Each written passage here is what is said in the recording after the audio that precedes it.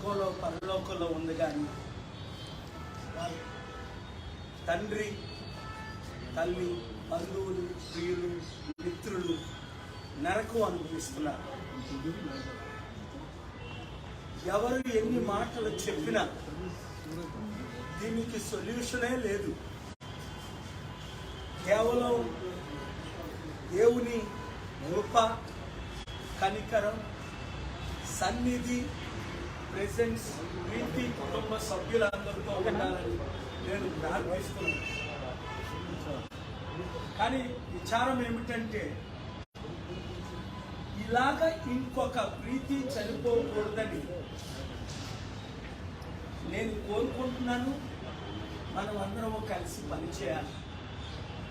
ప్రీతి నాన్నగారు అనేక ఛానల్లో మాట్లాడుతూ ఆయన స్టోరీని చెప్పారు. మీడియా మిత్రులందరూ ఆ స్టోరీని కవర్ చేసిన వారికి నా హృదయపూర్వక వందనాలు. ఎందుకంటే మీడియా కానీ ఈ సత్యాన్ని బయటికి తీసుకురాకపోతే ఇంకంతమంది ప్రీతిలు బలవుతారో ప్రజలు ఆలోచించాలి. కొంతమంది మీడియాను తిడుతున్నారు ఆయన ఇన్వెస్టిగేట్ చేస్తున్నందుకు, ఇంటర్వ్యూ చేస్తున్నందుకు. దాన్ని నేను తీవ్రంగా ఖండిస్తున్నాను. పిల్లకాయలారా, బుద్ధి బుర్రాలు లేకుండా కామెంట్స్ పెట్టకండి. ఈరోజు ఎంతమంది ప్రీతిలు బలవుతున్నారు, ఎంతమంది ఆత్మహత్య, ఇది ఆత్మహత్య హత్య అని ప్రీతి తండ్రి నిలబెడుతున్నాడు. ప్రీతి తండ్రి తరపుని పబ్లిక్ ఇంట్రెస్ట్ లిటిగేషన్ గా నేను బిల్ ఫైల్ చేయడానికి ఆల్రెడీ ప్రిపరేషన్ లో ఉన్నాం. ఈరోజు 2 సుప్రీంకోర్టులో కేసులు వేయడం బట్టే నేను లేటుగా వచ్చాను. మీకు న్యాయం జరుగుతుంది. నేను మిగతా ప్రీతిలను అడుగుతున్నా, మాట వినండి. అమ్మాయిలే కాదు, అబ్బాయిలు కూడా వినండి. మిమ్మల్ని కన్న తల్లిదండ్రులను గుర్తించుకోండి.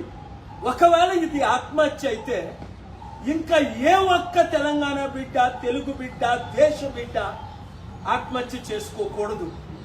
I am humbly requesting the rest of the Indian citizens, especially our Telugu families, whether it is another Preeti or for any other citizen, boy or a girl, remember before you commit suicide that you came into this world with a great love by your parents, mother and father, grandparents and your family members.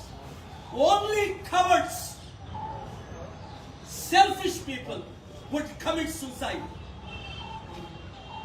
Understand the pain and the suffering of the father of Preeti, mother of Preeti and the grandparents. All you young people, you read the story yesterday, came on the Pioneer magazine, French story, how I was going to commit suicide at 16. In the detailed interview, Pioneer Sunday magazine,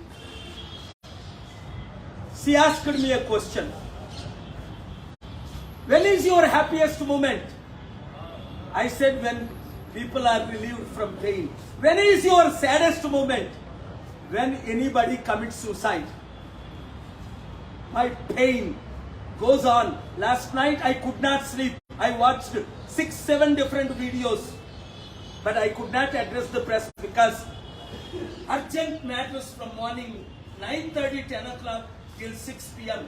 in the Supreme Court. Thank God they are filed and approved. దయచేసి అర్థం చేసుకోండి.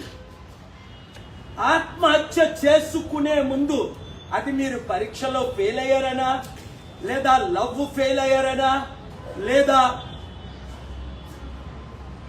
నాకులాగా ఎందుకు పనికిరానని 10th fail అయ్యాను, చిట్టువల jute మిల్లో 300 రూపాయలు ఉద్యోగం లేదు అని నేను సూసైడ్ చేసుకునే టైంలో కదా దేవుడు నన్ను 5:30 గంటలు దర్శించాడు, మాట్లాడాడు, నిన్ను ప్రపంచ శాంతి దూతగా వాడుకుంటానని. మీరు 100,000 సార్లు విన్నారు కదా 2200 శాంతి సభల్లో. నేను 10th ఫెయిల్ అయిన నేను ప్రపంచానికి సేవ చేస్తుంటే మీరు ఒక మెడికల్ కాలేజీకి డబ్బులు కట్టలేదనో, ఇంకొక విషయం, ఏం చేస్తుంది గవర్నమెంట్? ముఖ్యమంత్రి గారిని ఇంత కోరుకుంటే కేసీఆర్ గారిని ఏం చేశారు? ముఖ్యమంత్రి గారిని ఈ ప్రీతి కొరకు ఏమి చేశారు? కనీసం న్యాయం కొరకు ఇన్వెస్టిగేట్ చేయండి. తనని బాధించిన ఆ బ్లడీ ఇడియట్ ర్యాగింగా, రే మిమ్మల్ని ర్యాగింగ్ చేయాలిరా? నీకు చెల్లెలు లేరా? కూతురు లేరా? అక్కలు లేరా? ప్రతి ఆడపిల్లని ఒక కూతురులాగా చూడలేకపోతే, ఒక చెల్లిలాగా చూడలేకపోతే, నీలాంటి దుష్టుడు, దుర్మార్గుడు ఆ టైంలో ప్రీతి సమయంలో ఇంకొక ప్రీతి డాక్టర్ని నలుగురు రేప్ చేస్తే నేను ఎప్పుడు చెప్పని విషయాన్ని డీజీపీ అప్పుడు కమిషనర్ ఆఫ్ పోలీస్ అంజన్ గారికి చెప్పాను. తీసుకెళ్లి ఎన్కౌంటర్ చేసి పడేయండి అది నలుగురిని. ఏంటిది? ఇంకొక ఇద్దరు అబ్బాయిలు, ఒక అమ్మాయి ఇద్దరిని ప్రేమించి ఆ విషయం నన్ను బాధిస్తుంది 2 రోజుల నుంచి. వాడు పేర్లు చెప్ప ఆ అమ్మాయికి తగిన శిక్ష. ఇద్దరు మగాళ్ళతో ఆడుకుంటూ ఒక మగాడికి చెప్పి ముందు 3 సంవత్సరాలు లవర్గా ట్రీట్ చేసి ఇంకొక అబ్బాయికి చెప్పి నువ్వు చంపిస్తావా? నీకు మానవత్వం ఉందా? చంపిన తండ్రి, అబ్బాయి తండ్రి ఏడుస్తున్నాడు. పాపం ఆయన నిజమే, కొడుకుని అప్పచెప్పాడు. కానీ మరి ఈ మిగిలిన వారు అబ్బాయి సంగతి ఏంటి? శిక్ష కనీసం, ఒకవేళ ఉరి శిక్ష కాకపోతే, నేను ఉరి శిక్ష చెప్తాను అన్ను, కనీసం జీవితాంతం వాడు నరకం అనిపించాలి. అసలు ఏం జరుగుతుంది మన రాష్ట్రంలో, మన దేశంలో? చట్టాలు మారాలి. ఇప్పుడే నేను సుప్రీంకోర్టులో చెప్పొచ్చా, చట్టాలు ఉన్నాయి, ఎందుకు ఆ చట్టాలు ఇంప్లిమెంట్ అవ్వట్లేదు? ఉన్న చట్టాలు, నాకొక సైతాన్ గారు తెలుసు, వాడు 18 మందిని చంపాడు. ఇది ఇంపార్టెంట్. 18 మందిని చంపి బయట తిరుగుతున్నాడు. చంపడం, 302 కేసు వేయడం, 90 రోజుల్లో బయటకు రావడం, మళ్ళా చంపడం, 5 కోట్లు 10 కోట్లు తీసుకోవడం, మరలా బయటకు రావడం, పోలీసులు మేనేజ్ చేయడం, సాక్షులు మేనేజ్ చేయడం. ఏంటి మన దేశం? ఇంకా ఏ దేశంలోనూ ఉందా?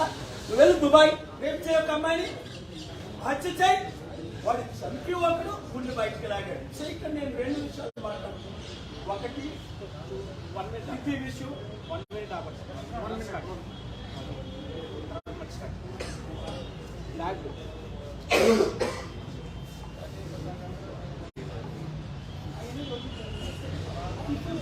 145 కోట్లు రైతులు ప్రాణాలకు పోతున్నాయి. టైం ఉందండి, ఇంకొక 1-2 మినిట్స్ ఉందండి. ఇంపార్టెంట్. 145 కోట్లు జనాలు ప్రాణాలు పోతున్నాయి. కోట్ల మంది అమ్మాయిలు రేప్ చేస్తున్నారు. నాకు 2 కూతురు ఉన్నారు. రాష్ట్రమా ఇది? రావణ కాష్టమా? దేశమా ఇది? దుష్ట రాజకీయమా? ఏమవుతుంది? రాజకీయ నాయకులారా అర్థం చేసుకోండి, చట్టాలు మార్చండి, ఉన్న చట్టాలు ఇంప్లిమెంట్ చేయండి. కోర్టులు కూడా మ్యాటర్ స్పీడప్ చేయాలి. ప్రీతికి న్యాయం జరిగేదాకా తండ్రికి మీ ద్వారా చెప్తున్నా, నేను ఫైట్ చేస్తా. అలాగే ఏ అబ్బాయిని ఘోరంగా చంపి గుండె బయట తీసి లోపల బయట పెట్టాడో అసలు వాడికి బెయిల్ ఇవ్వచ్చా 90 రోజుల్లో? ఏంటి డెమోక్రసీ అయితే? let us learn from democratic countries. There are more than 120 of them, US, UK, Canada and all those. Or if it is a dictatorship country, if ours is become a dictator, let us learn from Saudi Arabia, United Arab Emirates, GCC 6 countries and many other countries like Sudan and Syria and Libya and North Korea. Okay? Are we democracy? Let's follow the democratic rules. Are we dictators? Let us follow the dictators. ఎందుకంటున్నాను, dictatorship కంట్రీలో అయితే ఒకరిని rape చేస్తే అక్కడ బతుకుంటాడు. అందుకే అక్కడ దుబాయ్లో సంవత్సరానికి ఒక రేపు ఉండదు. సౌదీ అరేబియాలో కింగ్ చేస్తూ చేయాలి తప్ప. అక్కడ ఉన్నాయి అన్యాయాలు, వాళ్ళతో కూడా ఫైట్ చేశాం.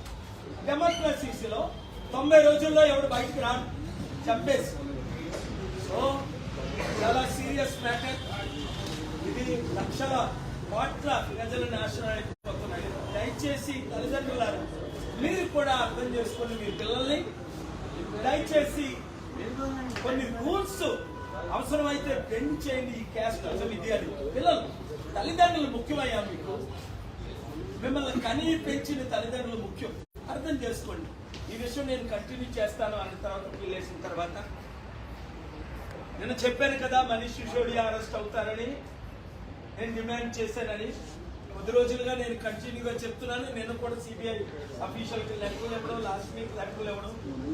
ఎవరైనా చట్టానికి లోపడవలసిందే. ఇంకా చాలా మంది ఉన్నారు, వాళ్ళు కూడా త్వరలో అరెస్ట్ చేయమని సిబిఐ ప్రెషర్ పెడుతున్నాం. మంచిగా వాళ్ళు they are doing a great investigation. Politicians should not be spared, no matter who it is. If you committed a crime, you must be held accountable. The reason China has $18 trillion GDP, in every way we are better than Chinese. We have $3 trillion in the last 34 years.